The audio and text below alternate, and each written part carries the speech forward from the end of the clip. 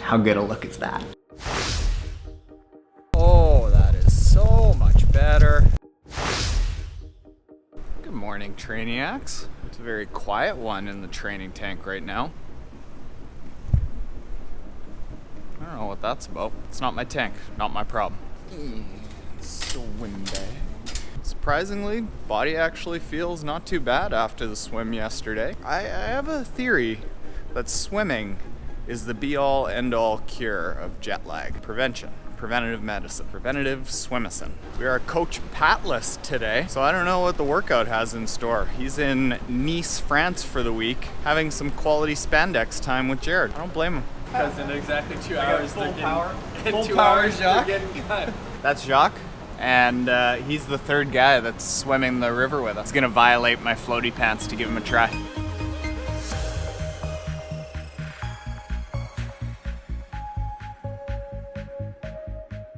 Now that we're into long swim mode, I gotta put a pretty serious focus on shoulder and core strength. I'm gonna show you a little core routine that I like to do when I'm focusing on the core. Later I'll explain why probably during the week gonna focus a fair bit more on core and strength than actually building up volume during the week, and how you too can swim a marathon. I don't recommend it, it's not very fun, but you get bragging rights for life.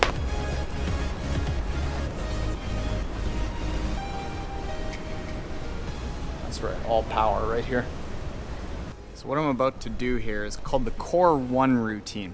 And how you do it is you do each of these movements that I'm going to show you in 10-second holds, and then you build to 12, 15, 18, 20, 25, 30-second holds each. I've actually never got to 30. And then once you get to 30, you move on to core number 2. It'll all make sense when you see it. Start with 10 seconds of this and do it about 3 times a week if you want to strengthen your core. That's it. So it's like 7-minute abs.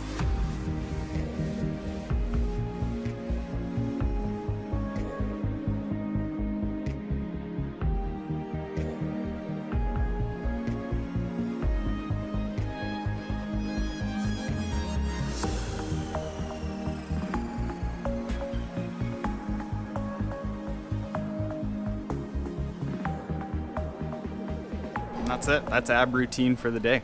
When I start wanting to focus on my strength and my core, that whole routine is enough to get like everything from the shoulders, the back, abs, the hip abductors, like everything from there to there, all along the back. Hits all the spots that you need, and there's a nice progression because when I start doing it with about 15 seconds intervals and then start building up from there. So it's a way to constantly be challenging your body to get that adaptation so that you get stronger. And I gotta go to the office because I'm getting kicked out of here, and I'll explain to you at the office why that is. I think jet lag is setting in. I feel like I'm mumbling my words. Okay, over the last few days, I've been talking about how I'm switching modes from triathlon specific training to the long swim training, which is 3 months from now. Why you do that is because the longer distances you go, the stronger your body needs to be. If you look at the differences between the really top end ITU triathletes and the really top end long distance athletes, ITU athletes tend to be smaller, skinnier, like the Brownlees and Gwen Jorgensen. Those super top end ITU athletes tend to be quite small. The really good long distance athletes tend to be a fair bit more stacked, like Daniela Reef, jacked. Jan Frodeno said that I think that by nature it increased when he started doing long distance racing. Sebastian Kienle, she's small, but she's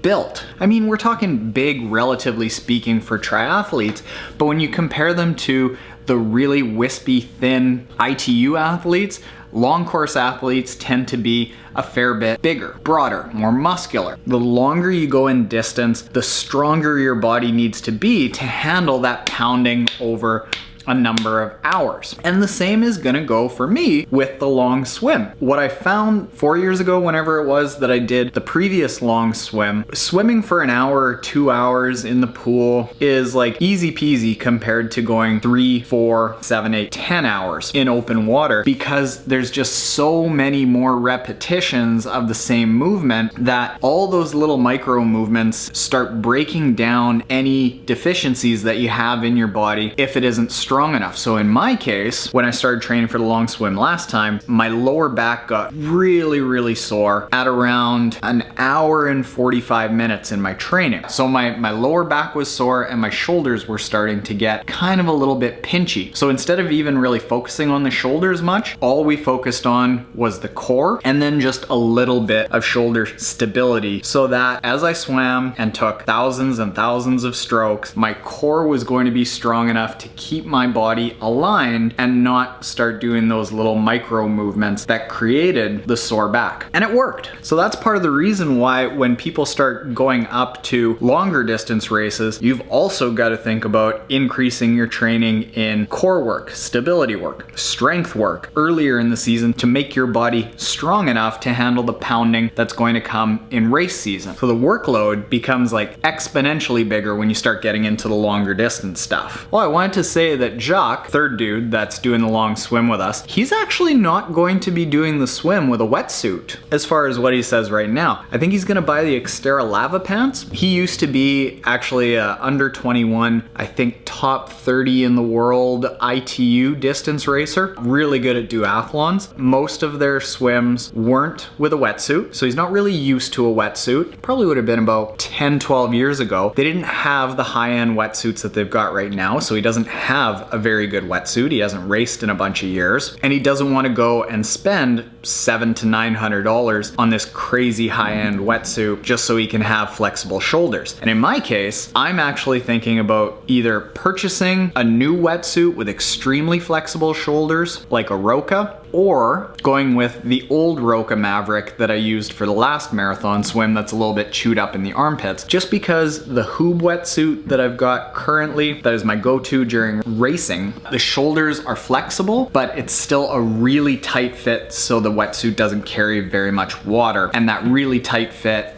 makes for tough shoulders. How good a look is that? Oh yeah, I am attractive today. Hats are looking better. That's it. Just about finished up with the day here. I gotta give this camera back to Teddy and then get out of here.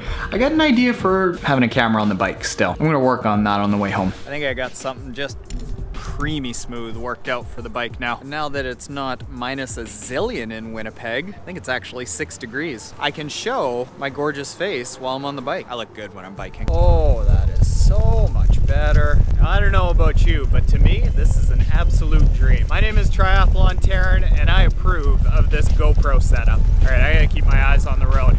See you, Trainiacs. Okay, cancel that. Not so smooth. Front chain ring. The bolts literally fell off. I got nothing here. I got one bolt. I have bolt. I'm gonna see if I can skateboard home on this thing. Figured out this bike mount just in time to document this. Oh, it sounds so smooth. Little known fact that I've never talked about, in addition to being a super studly curler, I also used to be a super studly, well, more so badass skateboarder. I'm certainly not gonna make a habit of biking like this all the time, but it'll get me a kilometer. Oh, and the looks on people's faces, whoo! Any former skateboarders turned triathletes out there? Almost all, almost all. Oh, it's like I've done 1,000 butt crunches. All right, now